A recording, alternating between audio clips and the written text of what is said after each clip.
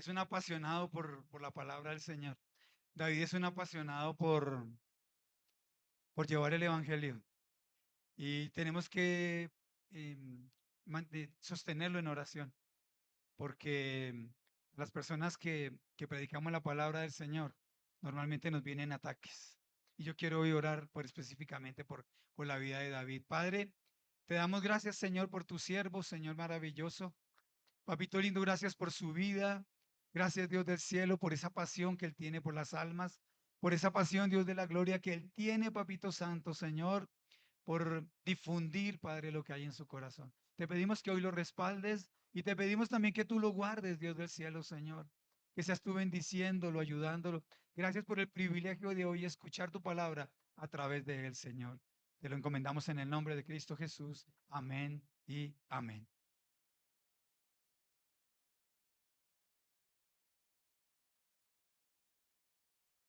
Bueno, iglesia, buenos días. Mm, Para mí no es un día cualquiera el estar aquí, no es un día más. Para mí es un sueño poder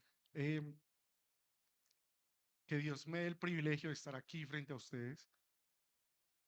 No sé, yo respeto mucho cuando las personas tienen diferentes sueños en su vida secular y es muy loable cuando los logran, ¿cierto?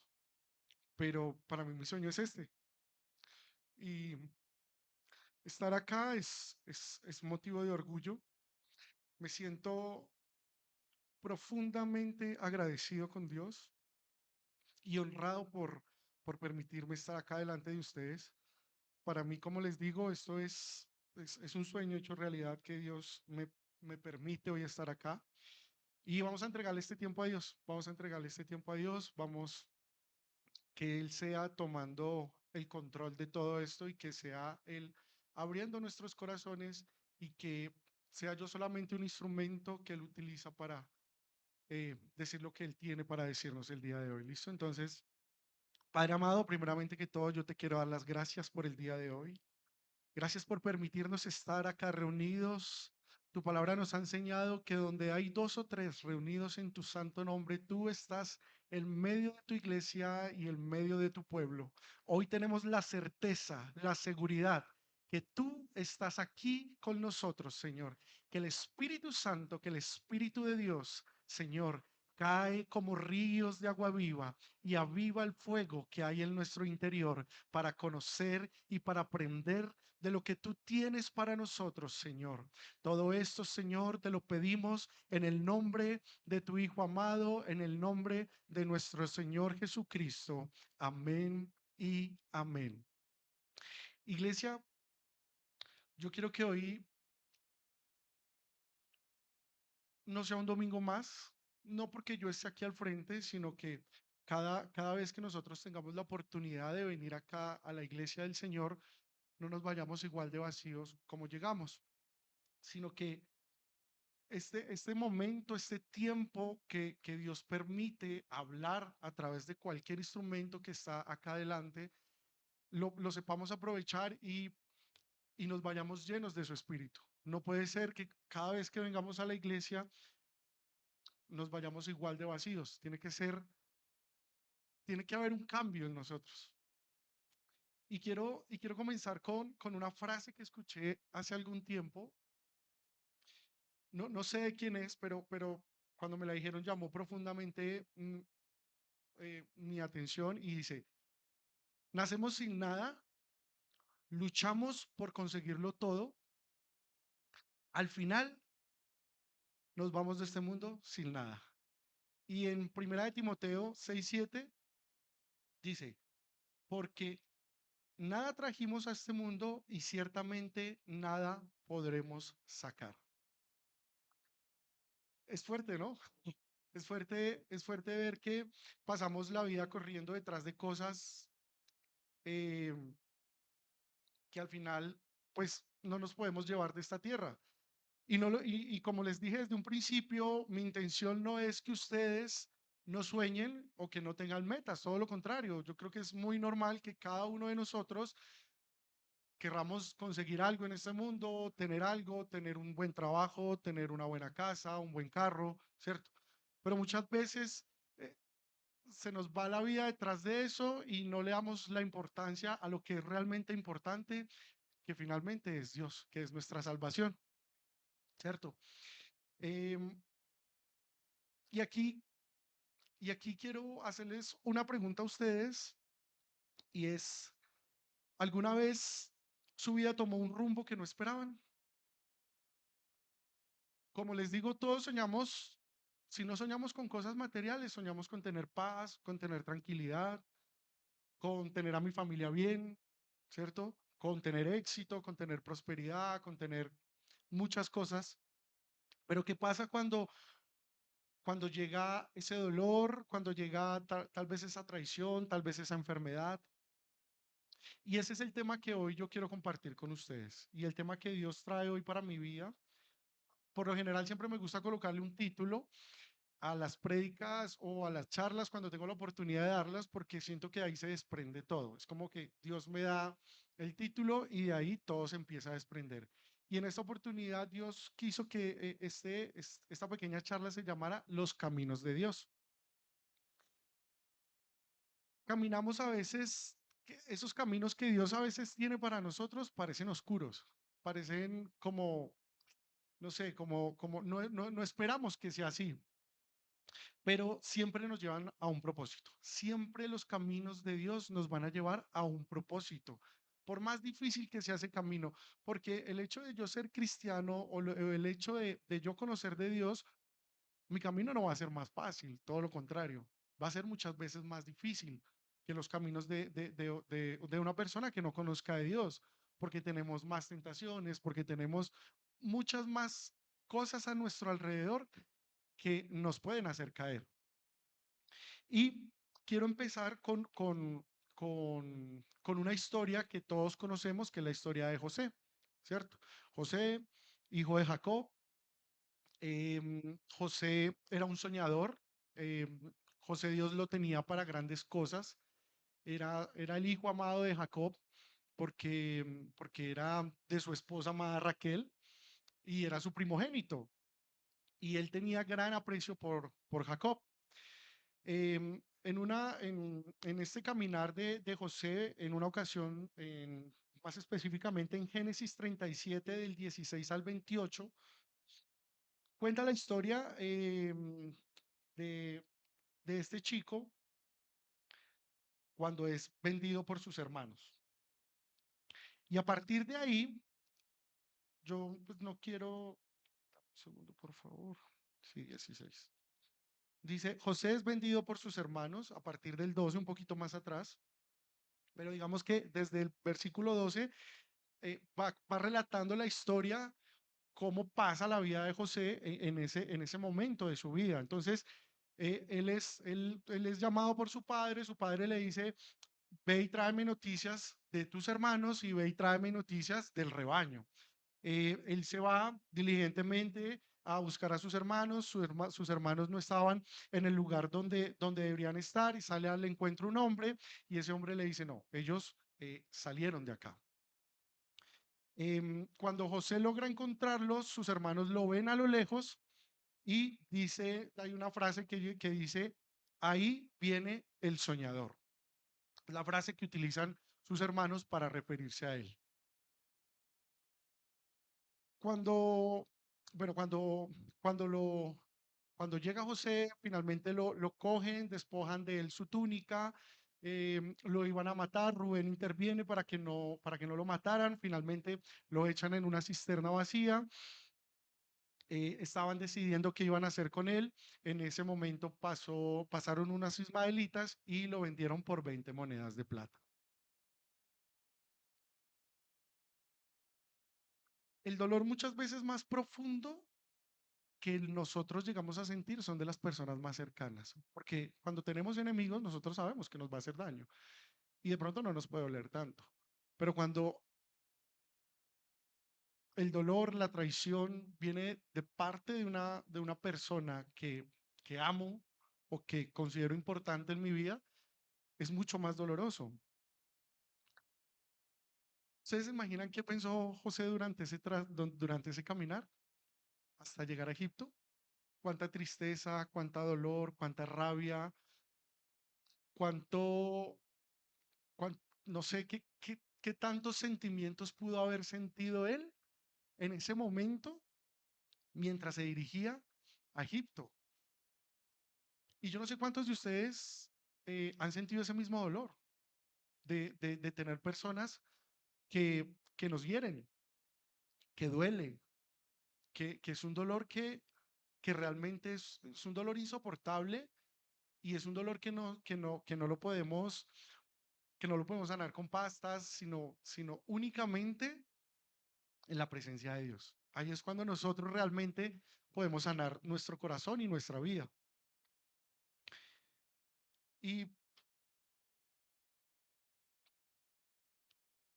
y aunque ese camino lleno muchas veces de dolor y que no se esperaba, porque yo me imagino que José nunca se esperó ser vendido y menos ser esclavo, menos por sus hermanos o menos por las personas que de pronto tenemos cerca, Dios usó esa traición como el inicio de un propósito mayor, ¿cierto?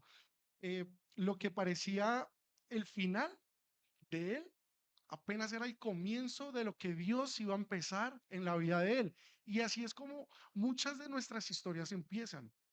Cuando pensamos que es el final, no, apenas es el principio de lo que Dios tiene para nuestras vidas. Si en este momento te sientes así, déjame decirte que apenas es el principio y largo camino te espera, porque es el principio, pero toca recorrer mucho, mucho, mucho camino. Y aquí quiero regalarles un versículo. Ese versículo me ha ayudado en los momentos más difíciles de mi vida, cuando no entiendo por qué pasan esas situaciones, cuando no entiendo por qué estoy afrontando una dificultad o estoy caminando en este desierto o estoy atravesando esta tormenta. Y es Romanos 8:28. Y quiero que lo apropien para su vida porque este versículo sirve para todo, ¿sí? Y dice, y sabemos que los que aman a Dios, todas las cosas le ayudan a bien. No importa la situación que estés pasando, no importa si estás siendo vendido, si llegas como esclavo, no importa la situación porque todo, absolutamente todo lo que nos pase, los que amamos a Dios, todas las cosas que nos pasan nos ayudan para bien. Y así es como se va reflejando en la vida de José. Finalmente llega a la casa de Potifar, vendido por sus hermanos, con mucho dolor en su corazón. Pero hay un versículo que a mí me gustó, que me encantó, que es Génesis 39:3. Y aquí es importante porque aún en medio de la prueba, Dios trae bendición en medio de la prueba. Dios nos da victorias en medio de la prueba, ¿sí? En medio de la dificultad, en medio del dolor, si caminamos con Dios, Dios nos trae alegrías, nos podemos gozar, así como, como, como cuando vienen esos momentos difíciles y hay pequeñas victorias que aún en medio del dolor, yo siento alegría. Y así mismo le pasó a José. Dice, y vio su amo, nuevamente, Génesis 39:3, y vio su amo que Jehová estaba con él y que todo lo que él hacía, Jehová lo hacía prosperar de su mano. Llegó como esclavo, sí, pero aún allí Dios estaba con él. Aún en medio de tu prueba, Dios está contigo. Aún en medio de tu prueba, Dios te bendice. Aún en medio de tu dificultad y aún en medio de las derrotas, Dios te da victorias. Y Dios nunca lo abandonó. Aquí aprendemos que la verdadera prosperidad, esa prosperidad que ha sido tan tergiversada, ¿cierto? Que pensamos que la prosperidad solamente es tener mis cuentas llenas y mis bolsillos llenos de dinero. La verdadera prosperidad no es tener dinero, ni tener poder, sino tener a Dios contigo en el proceso. Porque si tú sueltas a Dios en el proceso, Él también va a soltar tu mano. Pero si tú estás con Él en medio del proceso, en medio del proceso, Él te va a dar las victorias necesarias para salir adelante.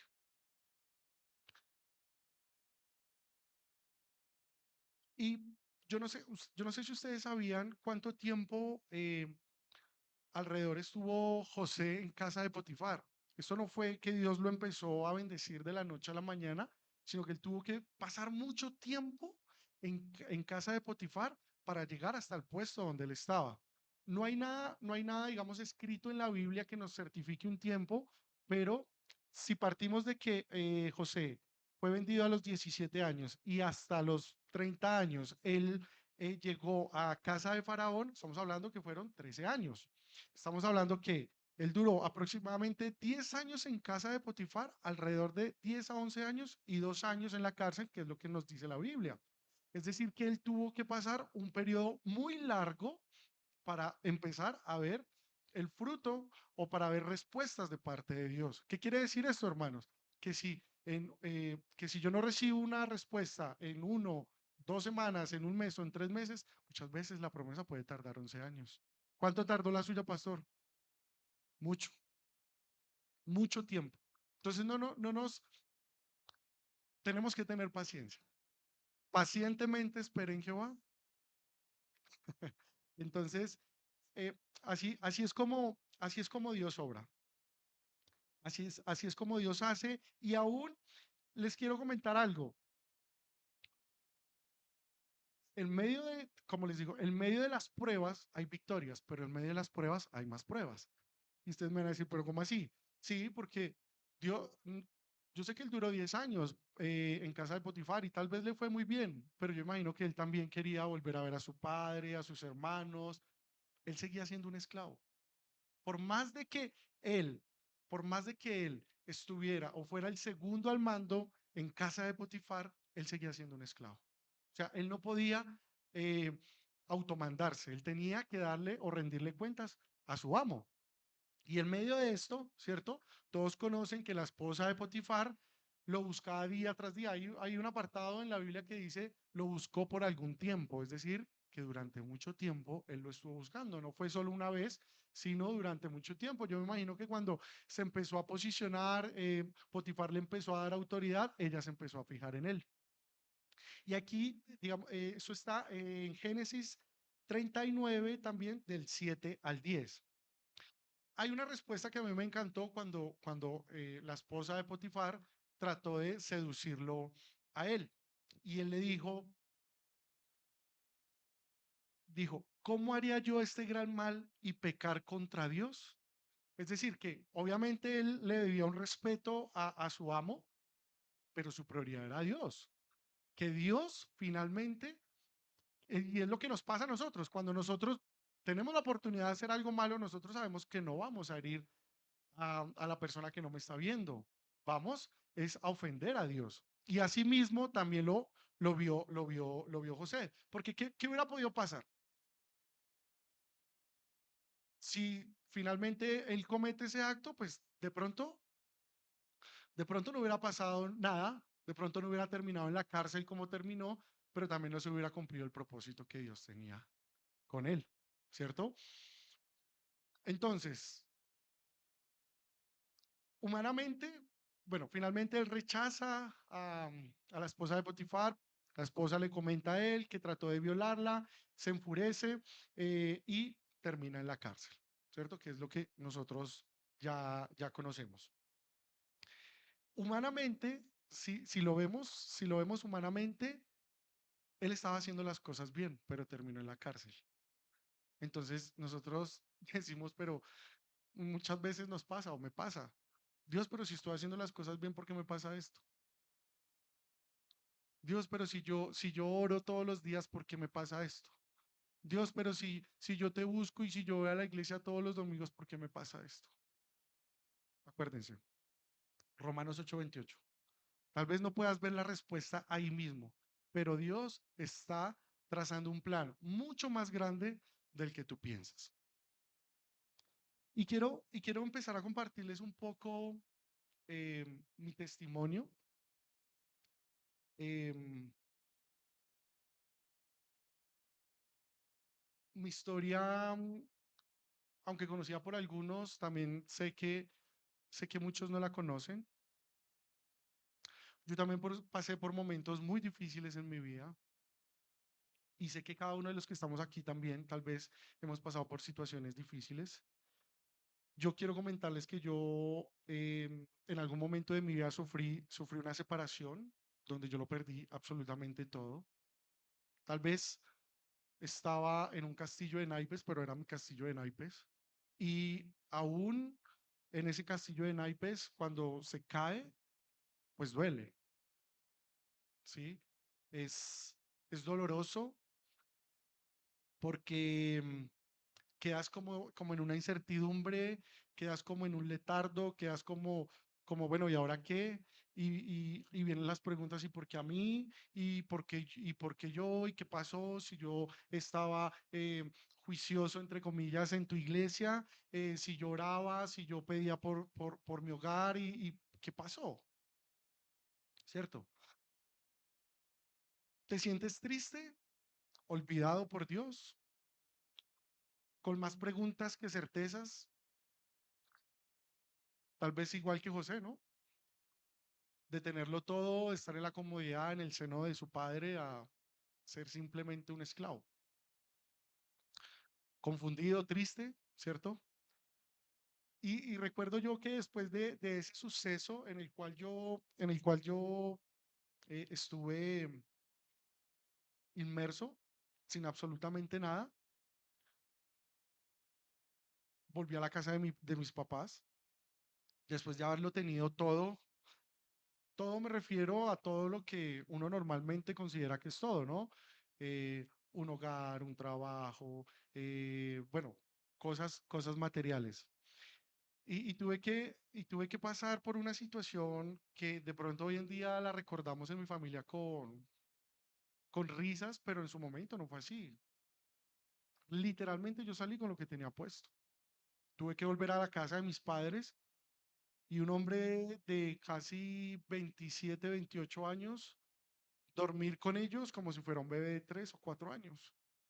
No fue fácil, no fue fácil porque eso duele, eso hiere, eso lastima, es difícil de asumir, porque te sientes derrotado, te sientes perdido, te sientes en la nada. Como les digo, más preguntas que certezas y no entendía por qué estaba pasando esa situación, pero también Dios me dio una promesa que la atesoré en mi corazón, que la guardé en mi corazón y hoy, iglesia, se las quiero compartir porque yo no sé ustedes qué situación de pronto hoy estén pasando o qué situación, em, no puede ser de separación, no puede ser de nada de esto, pero sí puede ser enfermedad, puede ser tantas cosas que cada uno de nosotros vivimos, ¿cierto? Y es Joel 2 del 25 en adelante, y esta promesa Dios me la dio muchas veces me la dio. No recuerdo todas las veces que Dios me hablaba de esta promesa, pero esa promesa no pasó de la noche a la mañana.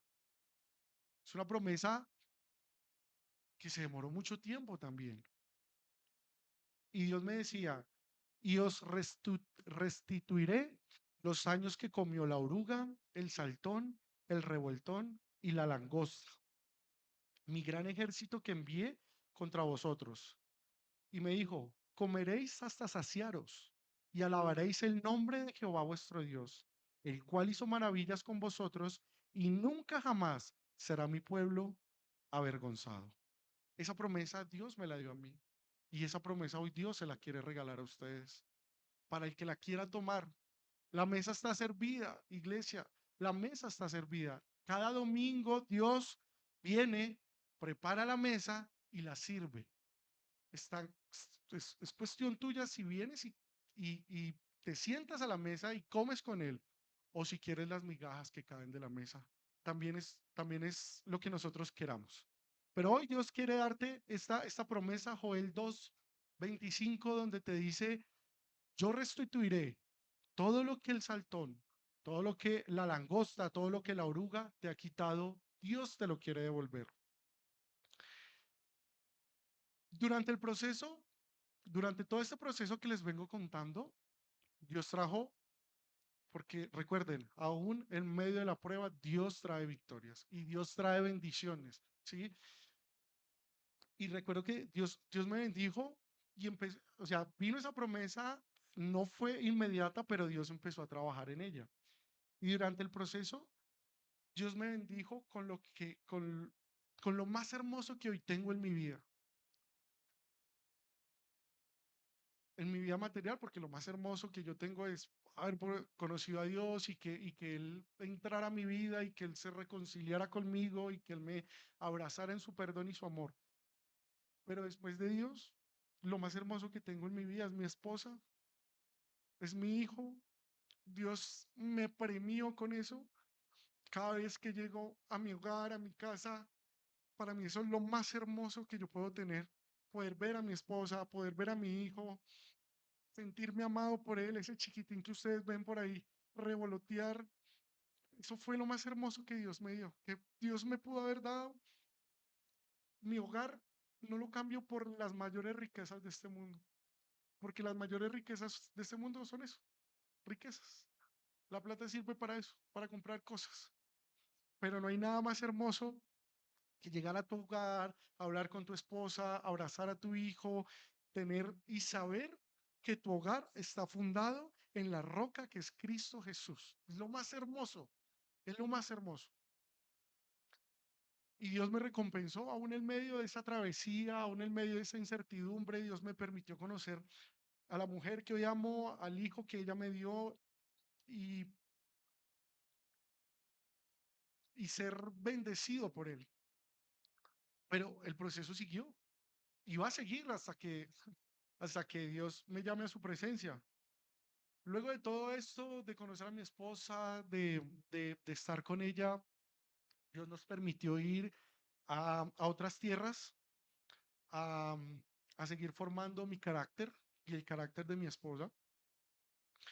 Aunque estábamos haciendo las cosas bien, como las hizo José, pidiendo la voluntad de Dios, em, colocándoselo en oración, si era la voluntad de ir o quedarnos, a pesar de hacer ayunos y a pesar de rendirnos ante Él y que nos dijera, sí, vayan, porque es mi voluntad, pero no sabíamos lo que se venía. Estábamos haciendo las cosas bien, estábamos confiados en que Dios nos iba a dar la victoria. Y sí, nos la dio, pero no como esperábamos. Y ya les cuento por qué.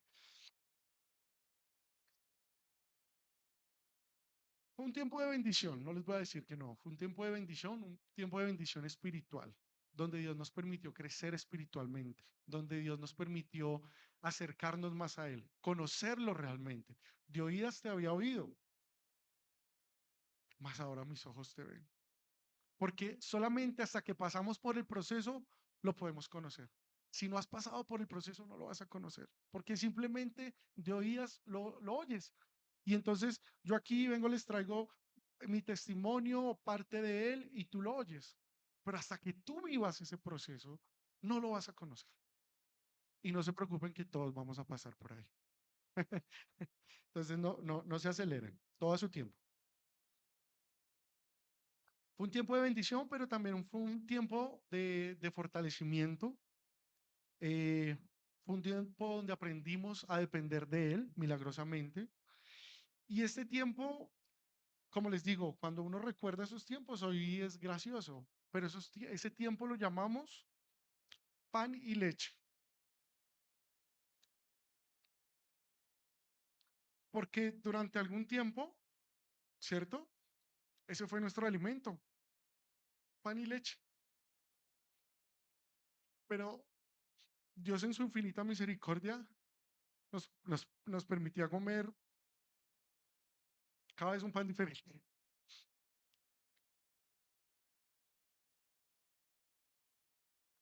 Y en medio de esa situación, Dios también trajo una promesa por medio de mi esposa, porque cuando Dios nos habla en muchas ocasiones es por medio de ella.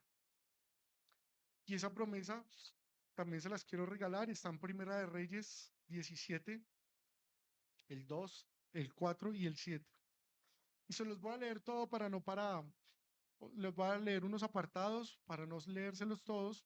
Y nos dijo en esa ocasión, y vino a él palabra de Jehová diciendo, apártate de aquí y vuelve al oriente y escóndete en el arroyo de Querid. Sí, Primera de Reyes 17, 2, que está al frente del Jordán. Beberás del arroyo y yo he de mandar cuervos que te den allí de comer. Y esa fue la promesa que Dios nos dio. Porque aún cuervos te enviaré para que te alimenten. Y así fue. Nuestra, me- nuestra, nuestra alacena estaba vacía, nuestra mesa estaba vacía, pero nunca le faltó el pan a mi hijo. Nunca, nunca, nunca, nunca. A nosotros tampoco. Nunca nos faltó. Porque aún cuervos envió para traer alimento a nuestra alacena, a nuestra casa, a nuestra nevera. Por medio de muchas personas, por medio de mis suegros, de mis papás, de mis hermanos. Inclusive enviaba personas para no, porque no solamente de pan vive el hombre, sino de toda la palabra que sale de la boca de Dios. Y enviaba personas aún que no conocíamos y llegaban al local donde nosotros estábamos y nos traían palabra de bendición, nos traían palabra de aliento, nos traían palabra pan para fortalecer nuestro espíritu. Personas que amamos también nos traían palabra. Nos levantaron los brazos muchas veces. Muchas veces nos levantaron los brazos, porque Dios inclusive utilizó cuervos para alimentarnos. Y así fueron 3 largos años que estuvimos allá. 3 largos años, pero en medio de la prueba, Dios no nos dejó avergonzados. Nos bendijo en todo, en absolutamente todo. Yo lo único que le dije a Dios, Dios mío, mira, yo te agradezco por permitirme vivir esta prueba, pero lo único que te pido es que no permitas volver una situación y que tú bendigas mi mano para ser el proveedor de mi hogar. Porque como sacerdotes, eso nos duele. No poder bendecir a nuestra familia, no poder bendecir nuestro hogar, no poder traer el alimento a nuestra mesa, eso duele, quema por dentro. Y yo le dije, Dios mío, lo único que yo te pido es que me permitas ser el proveedor de mi hogar. No permitas que yo pase esta situación nuevamente. La que tú quieras, no sé.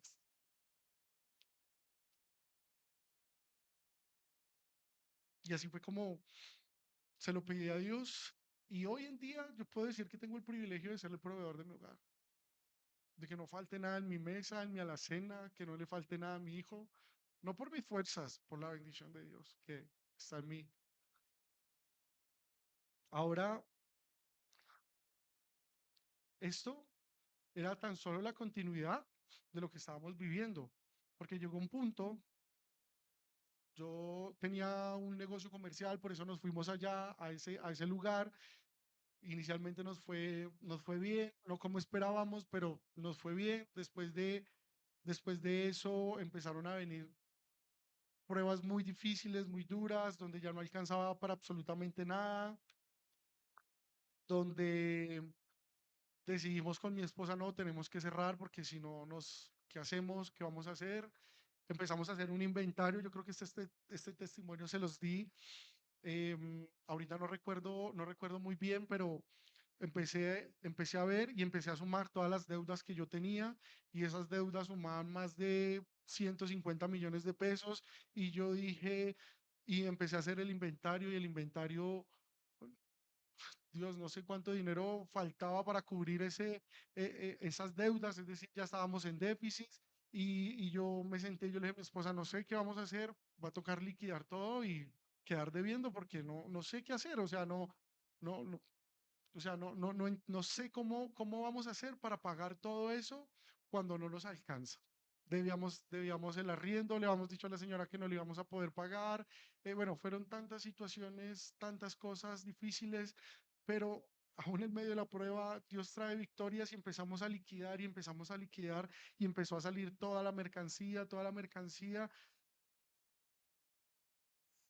Y Dios hizo un de repente en nuestras vidas. No sé cómo, pero hasta nos sobró. De, de, de, de pensar cómo íbamos a pagar eso, Dios obró de una manera milagrosa en la cual nos sostuvo y nos permitió pagarle a todos los proveedores.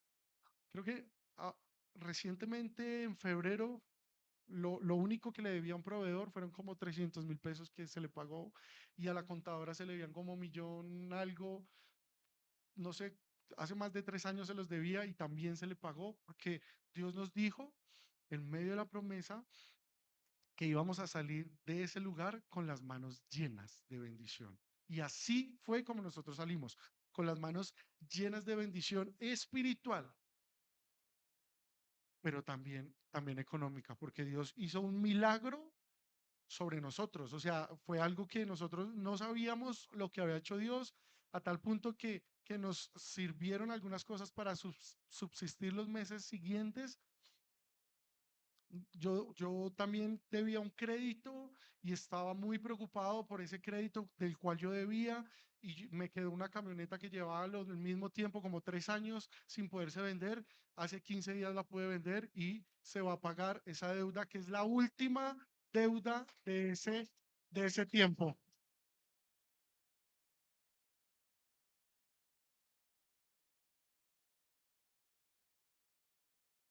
Y hoy puedo decir que Dios, hoy les puedo decir, sinceramente, que Dios me tiene en un lugar de privilegio. Después de pasar todo lo que pasé, todas las situaciones, todos las deudas, porque cuando uno le debe a alguien, uno es esclavo de su acreedor, y yo le decía, Dios mío, por favor, permíteme salir de esas deudas porque yo quiero vivir en libertad. ¿Sí? Yo quiero estar libre, yo no quiero saber qué es deberle a alguien, qué es estar nuevamente en esa situación y Dios me escuchó y y hoy Dios me permite tener esa libertad que Dios quiere que también cada uno de nosotros tengamos. Hoy, ¿qué puedo decir? Después de este tiempo y no sé cuántas más pruebas me queden, pero les puedo decir con certeza que Dios me permite comer hasta saciarme, que Dios hoy me permite ser el proveedor de mi hogar, que Dios hoy me permite bendecir a los que están a mi alrededor, bendecir a mis padres, bendecir a mi hermano, bendecir a mis familiares cercanos, que Dios me ha colocado en un lugar de privilegio que también es un milagro del lugar donde yo estoy. O sea, yo miro el lugar donde Dios me ha puesto en el trabajo donde estoy y yo digo, Dios mío, esto solamente lo has hecho tú. O sea, yo no tengo cómo ni cuándo, pero solamente tú me has permitido llegar hasta donde estoy, ¿sí? Y gracias a esa bendición, hoy Dios me permite tener la tranquilidad que de pronto hace algún tiempo no tenía, ¿sí? Hermanos, yo les compartí mi historia porque sé que muchos de ustedes también estarán pasando su propio pan y leche, estarán pasando su propia cárcel, como lo hizo José. Quizás lo tuyo no fue una separación, no fue una traición, de pronto es una enfermedad, de pronto es una pérdida de algún familiar, de pronto es una deuda, de pronto es un sueño que parece imposible de alcanzar. No sé cuál es tu pan y leche, ¿cierto? Tal vez hoy eh, estás en el lugar de José preguntándote, ¿y dónde está Dios? ¿Por qué me pasa esto a mí? Pero déjame recordarte algo, como les dije, os restituiré los años que comió la oruga, el saltón, la langosta, el ladrón, todo lo que te ha quitado el ladrón. Él lo restituirá, iglesia, se los va a restituir. Créanlo, porque al que cree, todo le es posible, todo le es posible.